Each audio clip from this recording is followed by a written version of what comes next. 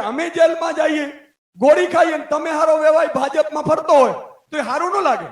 સરકાર નો બન્યો ભાઈ, અને સરકાર ટૂંકી જોતી જ નથી ભાઈ. 150 સીટો સાથે જોઈએ એટલે કોઈ બ્લેકમેલિંગ ન કરીએ. નહીં તો એમ થાય કે ભાઈ તમે આ રાશન ઘર ઘર આપશો ઈશુદાનભાઈ તો અમે 20 ધારાસભ્યો નહીં આવી, એવું થાય. આપણે એવું જોતું નથી.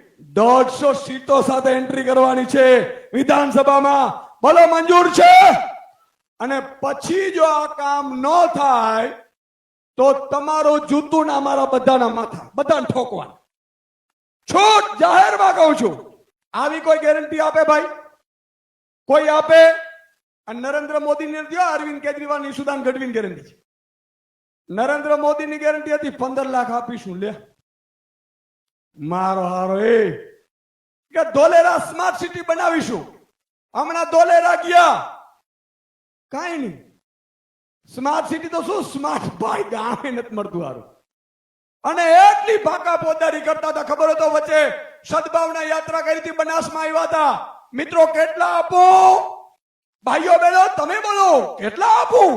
200 કરોડ, 500 કરોડ, 1000 કરોડ, લે 1500 કરોડ. ક્યાં? મારા હારા ગટિયાઓ ખરેખર ગજબ ના લ્યો. આપણે એમ થાય કે યાર આ ભગવાનથી પણ ડરતા નહીં હોય. મને એવું લાગે છે કે આ બધાને પાછું ભૂંડ થઈને આવવું છે આપણા ખેતરોમાં. કર્મના સિદ્ધાંતમાં માનજો. ભાજપ વાળાને કહું છું, ખેડૂતોને, પશુપાલકોને, ગરીબોને, મજૂરોને, શ્રમિકોને લૂંટશો નહીં. એની જો બધું આ લાગશે ને તો તમારી પેઢીઓ બગડી જશે. નાલાયકો હવે સુધરો, આ કહેવાની આપણે જરૂર છે.